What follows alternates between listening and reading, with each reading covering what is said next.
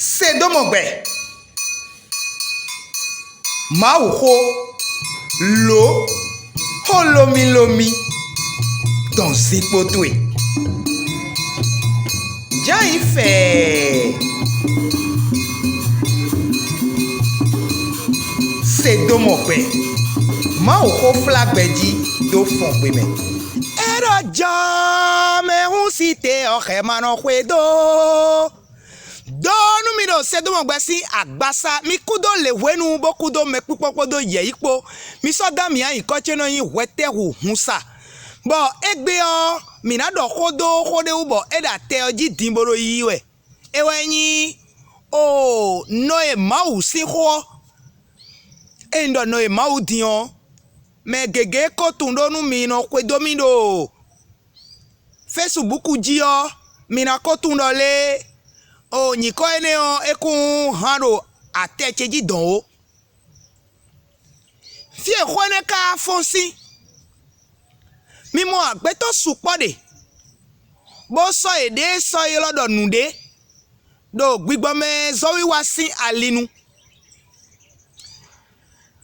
me gegeti mo njiro na kan ko etono fidian bo eno gbon hodon to tenle teme bono sa lokewe a oh kojewe a nu gege mere voleti mo edele o enodo ate Facebook jibro do pete no blobo kweno supo sawe menele o undo hode do ye ugbede a eno nu ewa de oyin wu ezon bo mi gbe hodo do ye wa amo nulinu enu nono bono yo dada meo ena wa fe bo mi na do kodo nu enele wu lo nu ezomo mi makodo kode dodo ye wu e kan e me dian ewe ndole yesu ali eton le bodo yiwe yede site gbede bodo emi mawa yede site gbede lo dodo emi mawu Abrahamu Isaki Jacob ton yele site odo mo pon gbede a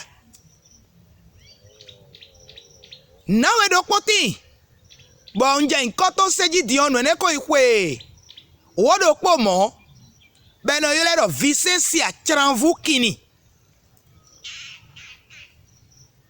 bo mi je nu seji vle o ewa indole mawu si yewe do chitombo eno monunu me alo eno blonu jiu nu obesi agun katolika ton jidon bo me gegedo agun me lo bo levo ko pe nu mo nkan to jenu kan ere o ena gbe wanu azui bo kana tun dole eno kan wezun agun katolika to nu le biwe yigbe na do nu eton le me le bi mi yigbe na nu eton le me amon do potimbo e na tu enenu ye ewe indole ye do tito ye morale na we osi nu leje pazeji o e do voton boka yelo ye we no do dono e bolo nu bieda ga we onu obolo le mera ho ale kosi nu ene gudo eme mo o mi ado vo hu loton de e obi o mebo tito ma so hu ya o e lo egbegbe nu katolika le bo e ka do voton wenenu ye wa chite lobo ikple de lobo hunde be indole nyonu o eye yin mau bo zan de yo zare na wa o sunu epo de ubo eye yin yewe no katolika ton da ibo edo voto o eso papa ekpe a na we do poro fune di o vivu do poro fune ton do hun lobo no do kodo do komewe ba do menewe Malia Moi, j'ai les moji bon. Quand dit mi me bidon. Bon.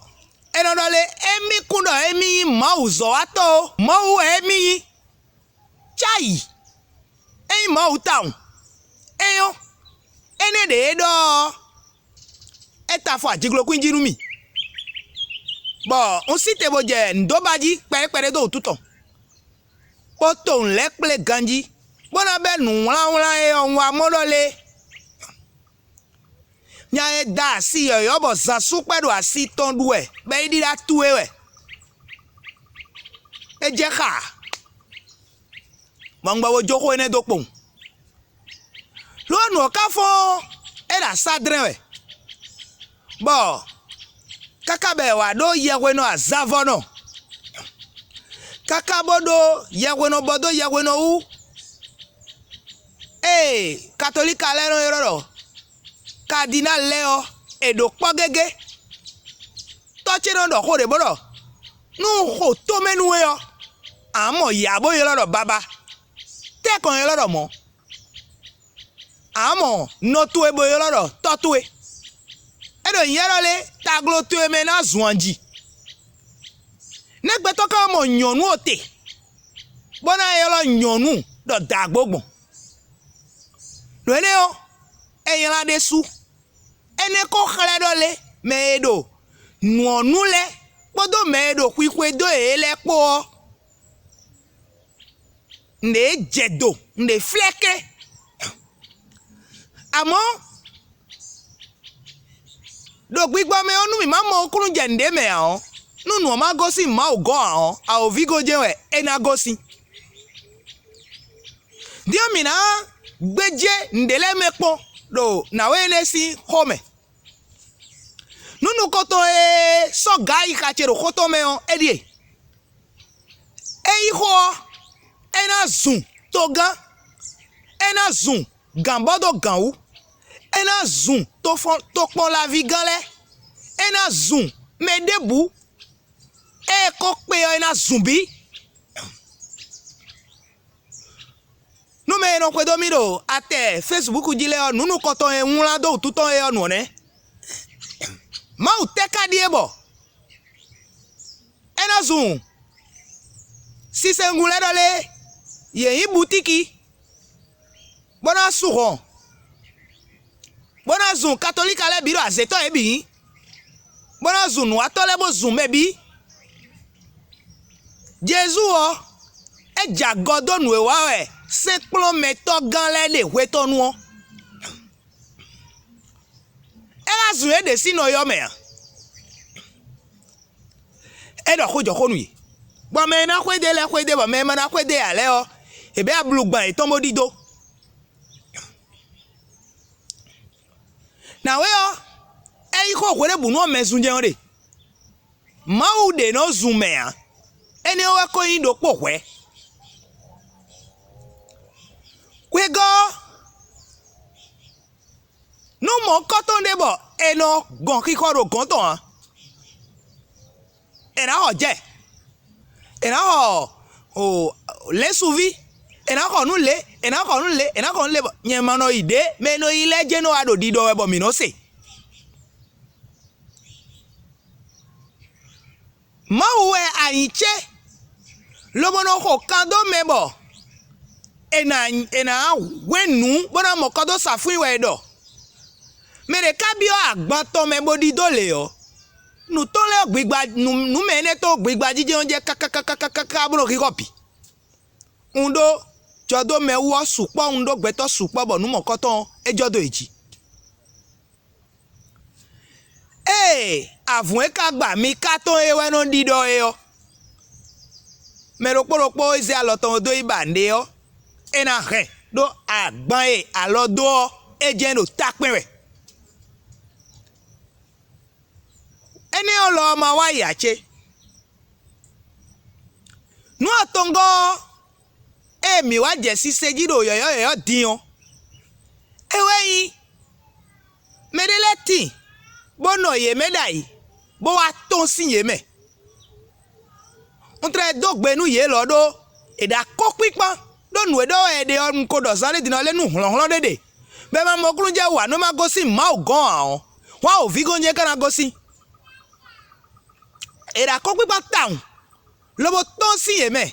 Lobo la ple de o win de do gloropo mebo. Eno yolo beta e soda yodo allumo no cerveau. On so wenuche. Boyi ate ton YouTube ji. Na jele ali nu mi e sukware mi chondo mo blow ya. Amo na jele ali tonu mi. Ewenyi ANC Bene TV. ANC Bene TV. Eindo mi ya te mon kotonji yo.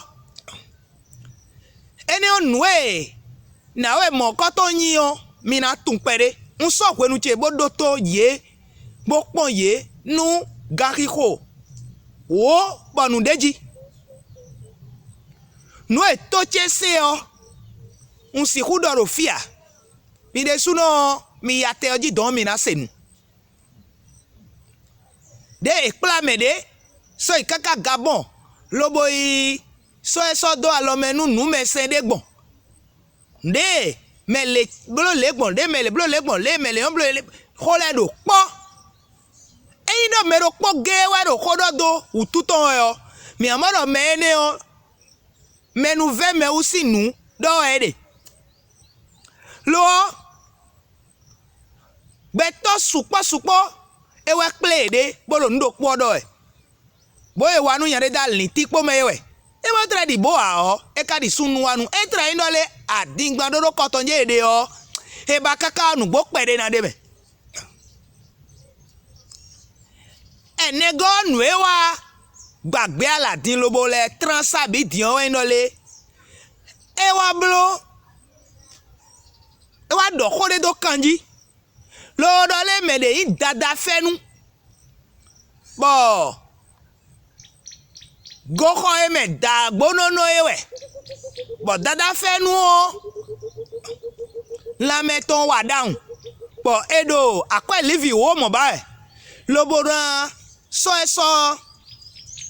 bona toju ina ANC Bene TV bodo ate allumo no cerveau tonjiro Facebook ujio ere na modole na wene do sinde ba eroro si gbeton bo eno me la sonjo eno asin ene owe enonu ba sono gbonu me ne ka gbombo dada fenu o ma sikunu si mo nkan ton ba zon gbo niyan dokpone wego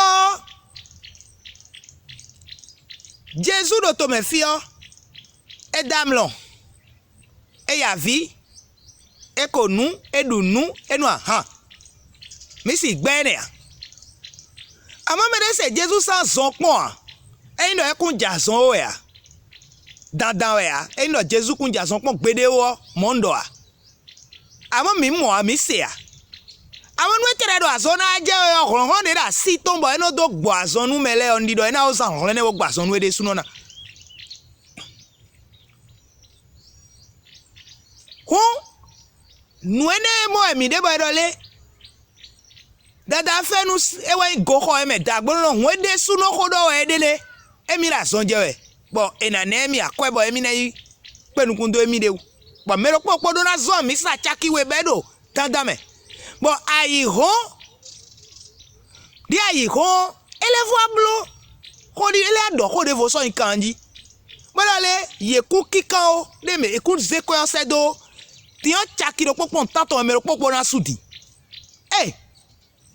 ede bon gbanu kun we po wene bo bleble we ka do na blodo o meyin do emeyi ya weno leo endo e ma blogbonde bo akoyo wa o ye dewe mi na hen hoene o e don tribo don boje don tell tu e o do de le sin dai bo no na do ene do be ne yen ne god dai bo ndo a na so da tongo system o do de le sin dai bo nya de timbo yi azo aketo lo ba won e ma sedo to gan mi ton bodonu to gan dole nous wa ina we lo de to me bondo le me ma kende wa no kunyo ebe mele sakwe wo bu obu bodo le emina na ye akwe sakwe jonu emi omi na wa na me akwe mi na anya akwe nu me bo mi kuna yi do akpo deji o bo peto na yi kaka bra yi olivi kanwe ko do nabide bo mele asizono mo se wa ni ogbe ye be kwa to mo so ijo ni ye o ejijo kwe oji bo kaka je din o de kwe ne to ete wo so ma si uno kan de kwe ne metin lobo i wuli bonu dada fenu a etona do hwe tonu o edo kaka bro le to gami ton e ho to dinwo mi de me yo eyin me lo me Clément alo emi to me we de to gan podo azo wa kha to le po de kakende we amo nous sommes ndo nous les nkoton blowe dion nous odie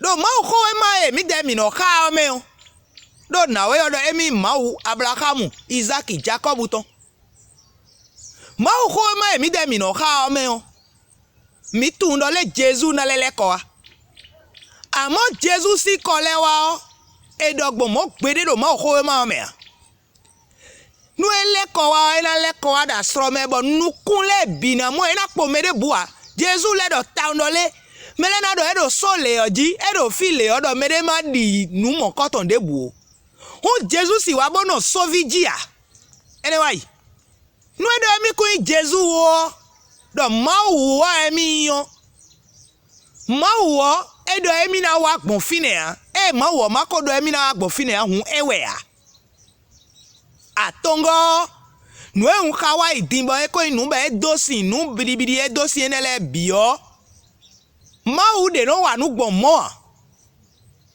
dio iro ma u gudo jemi de yo ma u ba jemi de yo fie ma u de yo die ho ma u tondo nu mi dole mero po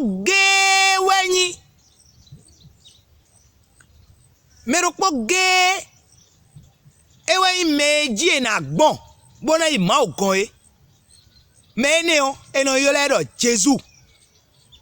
Jésus beto bo Jésus ene o kende eji eno gbomro mo ma o bo ne ko tun Jésus ene gbon adona dinu do Jésus Christ wo e wa gbe me fi eji bon yesenu wa me do nyonu da loji malisi home e huwe pon ezangbe bloma do e kudo akluzu ji do gbetole bisi wetame do wide suno si wetame adona dinu mon koton fon e yo e na gbe yo mi adona dinu mon koton bokara di dole adiene keo edo ko de bua an lo Jésus po mo ni ajija ndo ayika emi to me bo akun gbe emi to be si din ado mo hun ako ni se wevi di onu e de me odie mau ko don mi dole mi kuna ji ado gbe me fi o edo mo gbede a ele do taunu David to le dole mina do ina do ya nu mi do gbe lo me fi amo mi pa ko nko duro gbe oji hun azon ya oku ya o avamado ya nuduru mamobodu ya nu ene o ena rande do gbe o me ya e do gbe o me kakaso yi amodo nu ene le bikwi me o eyin mi bewezun bojo maudo ene o mi kana gbagba a oviton ewe yin ene o din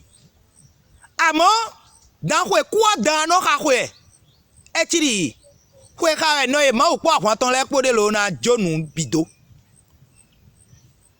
mechelemi nu eye ondo na kodo do français gbeme nka gbado nkuna do français gbeme odo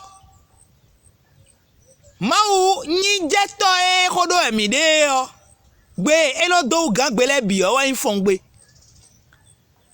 nu ezo ma nu imo esupo amodo poti mo ndo na on lita me on modo nou ene jena zon do me gege timoro gudo to ye si u khanua ye ka si ku nwala nua hunu e do nu ye o e wa no se bo a vika jame na blegbe o e kan na do o vesi lo na black collar bo la re ma o ko ma fe bo amole o vesi no le ma o so atoje ni isi e kon e de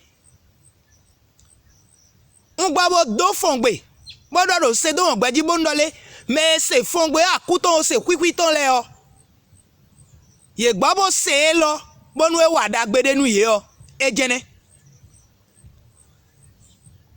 e kase nu mon koton nu mere do kodo tuton van le o zorerewe eno yolo do eji ye ko chene Houètèhou HOUNSA eno ekpe ohun mi yolo zorere do Houètèhou HOUNSA ji no po ena wan mi we a do zomi ton da chedea Jésus si zo da che u gan zo ene nka na yolo do mi ji we a do jikwo genando ablo eleyon genando ablo bona o 4 nyiron ku megbon Début o e ayin no iwa na yin bloblo jewe mi kota okoje bona do mi dole afinta inu